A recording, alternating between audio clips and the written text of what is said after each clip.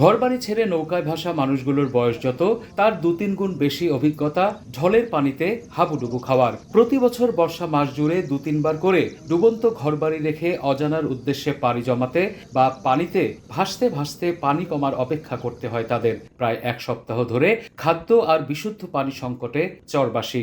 সামনে কোরবানির ঈদ, কিন্তু জীবন বাঁচার লড়াইয়ে হারিয়ে গেছে তাদের মনের খুশি। চারিপাশে পানি, চলাফেরা কষ্ট, মানুষ নিয়ে কষ্ট, গরু বাছুর নিয়ে কষ্ট। ঘরের মধ্যেও নাও ঢোকে না, ওই বাইরেই ছাতি দইরে কিছুটা খড়ি টড়ি চুলার মধ্যে দিয়ে ছাতি দইরে মানে রান্না করে। ঈদ তো বুঝি না কে কোন জায়গায় কুরবানি হবে না না হবে তা তো আমরা জানি না। কোনে যামু তার ঠিকানা নাই, এখনো চিন্তা ভাবনা ঘরে করতেছি কোন ফিলে যামু।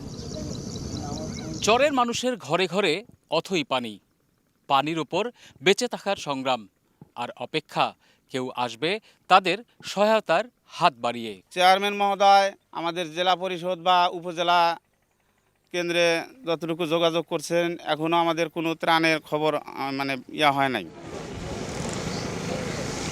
শুধু চর নয়, বাড়তে থাকা নদীর পানির চাপে ভাঙন ধরেছে নদী পাড়েও। তবে শুধু গুরুত্বপূর্ণ স্থাপনা রক্ষার কাজ করছে পানি উন্নয়ন বোর্ড। সুপারি বাগান, আমের বাগান, কাঁঠাল গাছ যা আছে সবকিছু বিলীন হয়ে গেছে। এখানে তো বহু ঘর বাড়ি ছিল, একটা গ্রাম ছিল, সব চলে গেছে। ১ মাস আগে যে মেরামত করতেন এই বাড়ি ঘরগুলো থাকতো।